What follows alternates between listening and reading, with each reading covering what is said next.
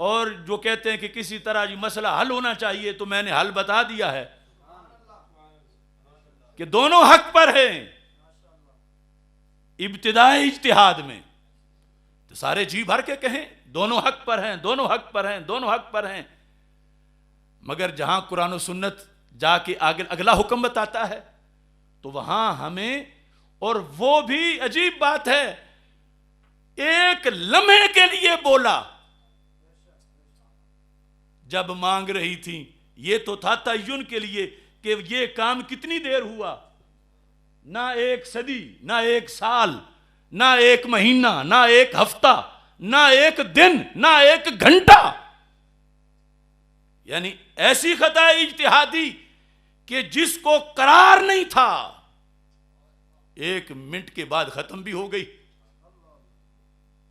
اور اسی لیے تو ساتھ والا جملہ بول کے لیکن کہہ کے، یہ ایسے لوگ ہیں کہ جن کو لاکن کا مطلب بھی نہیں آتا، کہ یہ کلام سابق کے استدراک کے لیے ہوتا ہے کہ کسی کے ذہن میں جو سوال پیدا ہو رہا ہے اس سے اس کا جواب دیا جا رہا ہے. یہ تو ہم نے اسی جملے میں اسی دن کہا. لیکن کہ جب حدیث سنی اپنے ابا جان کی تو سر تسلیم خم کر لیا. کیوں نہیں ان لوگوں کو لیکن کا لفظ نظر آیا؟ کیا لیکن میں نے 2 سال بعد بولا، یا 2 مہینے بعد بولا، 2 دن بعد بولا، یا 2 گھنٹے بعد بولا؟ اللہ کا فضل ہے فوراً میرے ذہن میں یہ تھا کہ میں نے اس کا تعین کرنا ہے کہ یہ بات کتنے سیکنڈ کی ہے.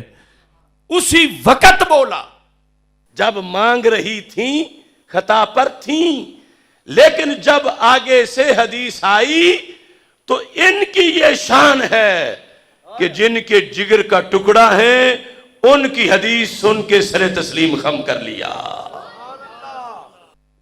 اور پھر اس وجہ سے بولا جو ہمارا دین ہے کہ مقابلے میں معاذ اللہ ختم نبوت پہ حملہ ہو رہا تھا، کہ فدق کے مسئلہ میں وہ کہتے تھے کہ سیدہ پاک رضی اللہ تعالی عنہا کا قول معصومہ ہونے کی وجہ سے قول پیغمبر ہے، اور صدیق اکبر رضی اللہ تعالیٰ عنہ غیر نبی ہیں تو ترجیح قول پیغمبر کو ہونی چاہیے. تو یہ بات لکھی ہے ان کی کتابوں میں. تو 6 ماہ بعد سرکار کے وصال کے 6 ماہ بعد بھی ان کے نزدیک ابھی عرش کے فیصلے آ رہے تھے سیدہ کی قول کی روشنی میں. تو یہ کسی نے نہیں دیکھا کہ ختم نبوت کے خلاف فدق کے مسئلے میں ان کا سارا موقف ہی ختم نبوت پہ حملہ ہے، جو قول سیدہ کو معصومہ ہونے کی وجہ سے قول پیغمبر قرار دے رہے تھے.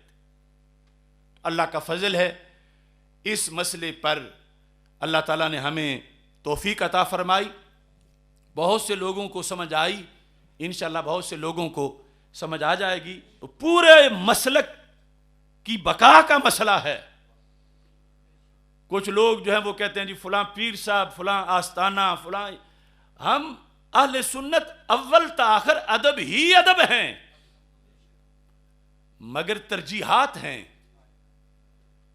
جب اتنا بڑا حملہ ہو چکا ہو اور ہم نیچے چھوٹی چھوٹی باتوں پہ آ کر بڑے محاذ خالی چھوڑ دیں تو یہ ایک اور المیہ ہوگا.